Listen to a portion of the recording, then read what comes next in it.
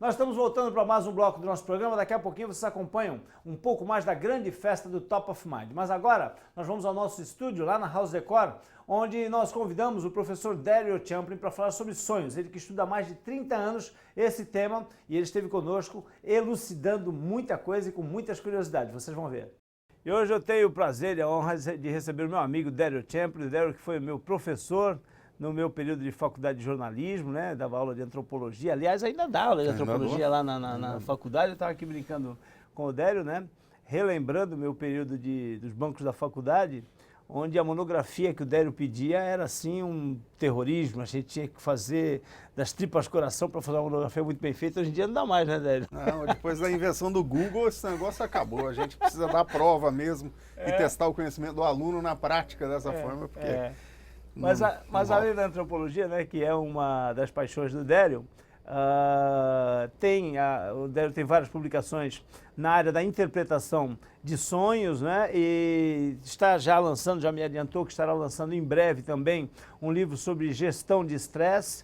E nós vamos bater um papo aqui com ele, né, procurar explorar o máximo conhecimento que ele tem, mas basear um pouquinho mais essa nossa entrevista num assunto que é de curiosidade geral, né, que é exatamente essa interpretação dos sonhos.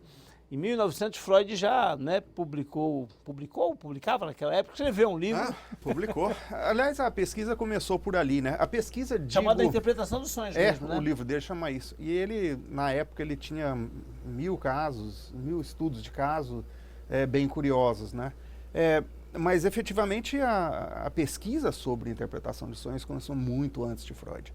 Freud foi um cara que catalisou dentro de um período moderno, ou, digamos, quase pós-moderno, catalisou a questão da pesquisa sistemática científica com relação a isso. Mas muitos... Compilou os dados que já haviam sido estudados, pesquisados, né? Estruturou. Estruturou no sentido de que a gente pode prever que tal coisa aconteça baseado nas informações já recolhidas, coisas e tal. Então, foi um estudo sistemático mais científico do que qualquer outro que tinha sido feito antes. E aí minha pergunta é a seguinte, Daryl, de lá para cá, muita coisa, evidentemente que a pesquisa evoluiu demais, né?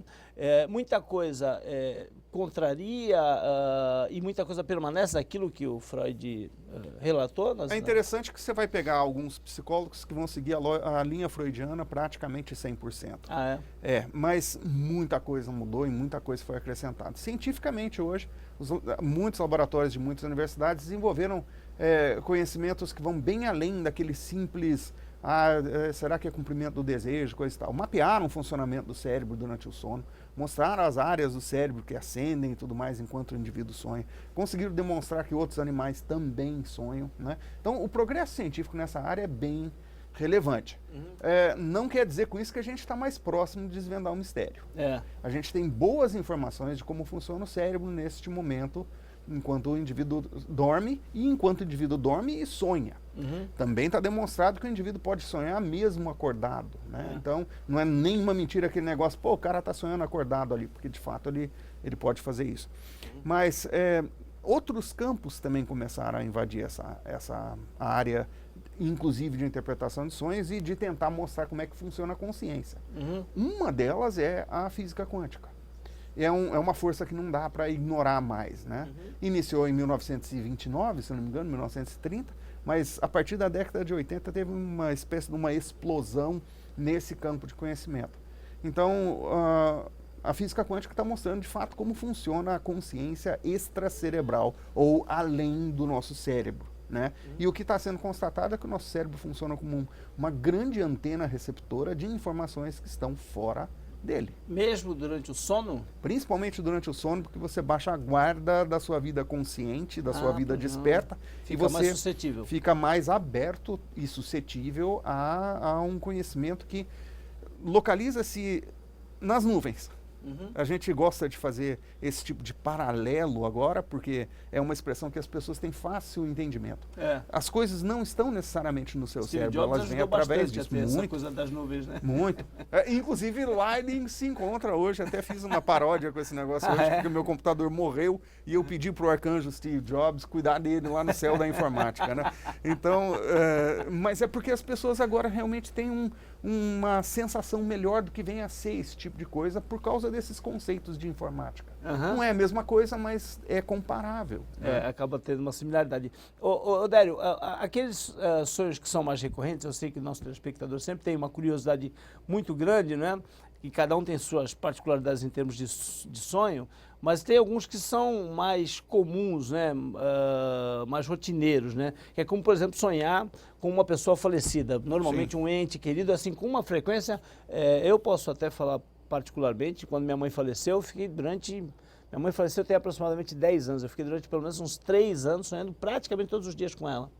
Isso já existe algum tipo de viés de explicação? Eu levo para 2 formas de explicação um negócio desse. Primeiro, e eu acho que é o mais provável, a gente está lambendo feridas. Em outras palavras, a pessoa faleceu, faz uma falta no nosso dia a dia tremenda. Sim. A gente pensa na ausência dessa pessoa, às vezes nem mesmo diretamente conscientemente, mas a gente rumina nisso. E o teu inconsciente quer te reconfortar com a lembrança, com a memória, com a imagem da pessoa do teu sonho. Aí quando você sonha com ela, ela efetivamente está com você. Em outras palavras, não está com você do ponto de vista necessariamente espiritual. Sim, mas a sua consciência joga ali a presença dela e conforta, muitas vezes. Verdade. Então, você sente a presença do sonho, né? O convívio, né? Isso, lamber feridas. Para mim é a principal explicação. Se você for para o lado mais místico, então daí você poderia atribuir a questão talvez de estar recebendo visita da pessoa que se foi e tal. Eu não tenho como descartar essa possibilidade. Claro. Eu acho que a possibilidade da vida após vida é enorme. Eu acho que, inclusive, dentro talvez não na nossa, mas na geração dos filhos da gente, isso venha a ser demonstrado. Você falou sobre a questão de lamber as feridas, né, no sentido de suprir uma ausência, suprir uma carência, um desconforto. Eu já ouvi também algumas explicações, algumas matérias falando o seguinte: de repente, tem muita gente que sonha que está com falta de ar, que está sendo sufocado, ou que está se afogando, e que isso seria um recurso do corpo humano, do organismo. Você, de repente, está numa posição no teu sonho que está com tua respiração interrompida ou dificultada pelo travesseiro, e que o teu corpo pede para você se mexer através desse sonho. Chama-se sonho somático isso. Sensações físicas que estão sendo traduzidas em imagens que você tem enquanto você dorme, que trazem a você a consciência de uma situação externa ao seu corpo. Que coisa louca, por exemplo, maravilhosa, né? Ninguém, eu acho, poderia dizer que nunca foi influenciado por um toque de um telefone no sonho. Você está sonhando que aquele telefone toca, você fica pensando, mas ninguém vai atender isso? Mas, na verdade é porque o telefone está tocando fisicamente. Sim. Doenças também se expressam em sonhos. Né? Então, há inúmeros casos de pessoas que relatam em sonhos ter dor em certos lugares do corpo, por exemplo. E anos mais tarde, essa dor vem a ser demonstrada que era um tumor, que era uma falência renal, alguma coisa do tipo. Então, sim, o corpo emite avisos para a gente o tempo todo sobre a situação dele, o corpo. Sim. Mas a consciência emite para a gente avisos constantemente sobre a situação nossa emocionalmente, nossa fisicamente, nossa financeiramente. A mente está constantemente trabalhando nisso. E quando você dorme, essa é uma outra coisa bastante interessante de você levar em consideração. O cérebro efetivamente não sabe a diferença entre você sonhando e você consciente, desperto. Para o cérebro é tudo uma e a mesma coisa. Então as coisas que te acontecem enquanto você sonha são verdadeiras e reais. E talvez por isso que enquanto a gente sonha, a gente tem uma situação quase de coma, um semicomatose, por assim dizer, que impede a gente de se movimentar. Porque se você consegue se movimentar, você vivencia o sonho e representa fisicamente as coisas que acontecem. E a pessoa que está ao seu lado, se tiver a pessoa ao lado, pode sofrer com isso. E há inúmeros casos de assassinatos registrados enquanto a pessoa efetivamente estava dormindo e sonhando. Tem um caso sensacional no Canadá, que está nos anais da literatura jurídica, de um cara que sonhou, ele era sonâmbulo. Ele representou no sonho dele que ele estava assassinando o sogro e a sogra. Ele acordou no carro, dirigindo o carro, ensanguentado, ele falou, alguma coisa eu fiz. E foi para a delegacia mais próxima. Constataram que, de fato, ele tinha assassinado o sogro e a sogra. Ele acabou, pelo sonambulismo, executou o sonho dele. Qual foi o julgamento? Ele foi preso, mas foi inocentado por motivo de insanidade, entre aspas, causada por um sonho. Então ele foi internado em um instituto psiquiátrico, mas efetivamente foi demonstrado que era uma condição causada pelo sonho. Ainda bem que isso não virou jurisprudência, né? Porque senão começam os casos a se basearem nisso. Mais casos do que você poderia imaginar são levados a julgamento dessa forma com uma alegação de, entre aspas, insanidade temporária por conta de se estar desempenhando o que estava acontecendo num sonho.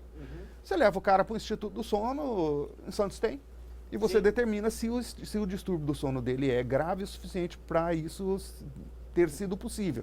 Essa questão do sonambulismo, que também é algo que desperta demais o interesse e a curiosidade das pessoas, ela é corriqueira, é comum, virou muito motivo de chacota em filme e tal, não sei o que, mas qual é o fundo científico disso? Eu vou dizer que em um determinado momento da vida, quase todos nós tivemos eventos pequenos de sonambulismo. É uma parassonia. Mas o sonambulismo clássico, de se levantar da cama e tudo? Todos nós em determinado momento ou outro tivemos um ou outro caso na vida.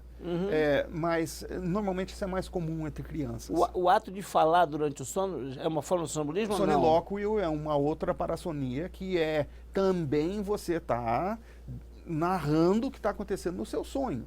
Tá?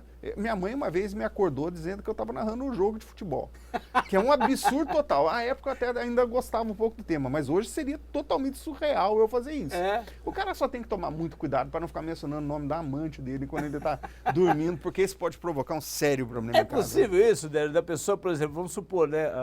Vamos agora falar aí de situações conjugais. Marido e mulher deitados na cama, o marido começa a falar alguma coisa, ou o contrário, né? Hoje em dia é tão comum, começa a falar, se a pessoa que estiver ao lado começar a indagar, ela consegue explorar? Consegue. É? Consegue. O único problema com isso é até que ponto isso daí não é uma mera representação de imagens que passa pela cabeça da pessoa. O desejo de algo que ele tenha visto na Mas não TV. É um caso ou outro de cônjuges descobrirem de fato situações caso de por causa disso. Adultério. Por causa disso. A pessoa fica com aquela pulga e vai investigar. E aí acaba descobrindo que tinha um fundo de realidade naquilo que ela ouviu durante o sono. É quase como aquele medicamento, se falar a verdade, você toma uma injeção, né? Você taca aquela injeção no cara, o cara fala a verdade. Tem uma droga que faz isso, né? Né? Não lembro agora como é que chama, mas é quase a mesma coisa. Aí você falou que pode ser, eventualmente, algo correspondente à realidade, pode ser também alguma coisa, né, de um desejo reprimido. Se fala muito nisso, né, que o sonho acaba sendo a representação de um desejo reprimido. Tem também, né? Tem também, é uma das grandes categorias de interpretação de sonhos. É a realização absoluta do desejo da pessoa, que ela não pode cumprir aquilo na vida real. Rosângela, minha mulher, ela achava pilhas de joias nos sonhos. Né? Era um daqueles... Ela como assim, achava, encontrava, como você encontra tesouros? Enquanto está no sonho, você acha um monte de joias. A já virava Indiana Jones, a história. Não, até melhor do que isso, né? Mas é um dos tipos de coisas. Mas você ficaria surpreso em descobrir a quantidade de pessoas, homens e mulheres igualmente, que sonham com estrelas de televisão. Muitas sonho pessoas. De contato físico com estrelas. Sonho de estar encontrando, de ter relacionamentos, disso e daquilo com... Porque está além, talvez, do momento da própria vida da pessoa, e a pessoa representa naquela pessoa uma característica pessoal. Sim. Então a pessoa assume aquele símbolo como sendo pessoal. E é super interessante ver relatos, e olha, ao longo dos 30 anos que eu estudo isso, mas ó, eu não tenho uma forma de medir a quantidade de vezes que eu ouvi pessoas narrando sonhos com estrelas de televisão, com ídolos e tal. Celebridades. Ô Délio, tem uma síndrome, aliás, antes de falar dessa síndrome, tem também me parece algo que não é contestado, é que o sonho contribui para o seu desenvolvimento intelectual, sua capacidade de aprendizado e tal. Mas tem uma síndrome de algumas pessoas, que me parece rara, essa síndrome, de pessoas que efetivamente não sonham a vida inteira. Existe isso? Existe. E as pessoas que efetivamente não sonham durante a vida inteira costumam ter uma expectativa de vida menor. Tá? E costumam ter mais suscetibilidade a uma série de problemas emocionais, porque elas não conseguem tratar dos problemas delas pelos sonhos. Então, e é difícil de tratar. Também tem uma síndrome que impede a pessoa de dormir. E normalmente a pessoa que tem esse problema morre no período de 6 meses a 1 ano. Nossa. Porque o sono, antes de mais nada, é para fazer reparação biológica, mas, sobretudo, é para permitir que você sonhe. E essa coisa de não lembrar, Délio, quando a pessoa tem Ela tem vagas lembranças do sonho, ou sabe que sonhou, mas não lembra exatamente o que, e fica incomodada com essa situação. E outras pessoas relatam o sonho com detalhes. Eu acho que muita gente não quer lembrar porque vai precisar lidar. Também já é um... Então fecha a porta. Já é um gatilho do próprio, Sim. da própria subconsciência. Uma autoproteção desperta. Mas sonha. Outras pessoas talvez não tenham sonhos porque elas estão fazendo uso de algum tipo de medicamento. Ou para dormir, ou algum nível... Outras vezes quimioterapia, às vezes um nível muito profundo do sono e acabam não lembrando do sonho. Acaba não lembrando do sonho porque a droga leva a pessoa para essa fase diretamente sem passar pelas outras. Ah, compreendo. Tá? Então o cérebro é desligado nesse sentido. O cérebro, não a consciência, mas o cérebro é. E olha, como o assunto é um assunto que traz muito interesse e o Daryl Champlin é um grande conhecedor, um grande estudioso desse universo dos sonhos, nós deixamos uma segunda parte dessa conversa para que vocês possam assistir na semana que vem. Eu falei com o Daryl, por exemplo, vocês vão assistir sobre o aplicativo, o Dream On App, que faz um direcionamento para que você tenha o sonho baseado naquele tema que você quer. Mais de 500 mil pessoas já baixaram esse aplicativo. O Daryl vai falar se é positivo, se é negativo e tantos outros assuntos que são pertinentes a esse tema do sonho. Portanto, não perca a semana que vem um pouco mais de Daryl Champlin falando sobre sonhos aqui em nosso programa. Nós vamos fazer um intervalo rapidinho e voltamos. Não saia daí.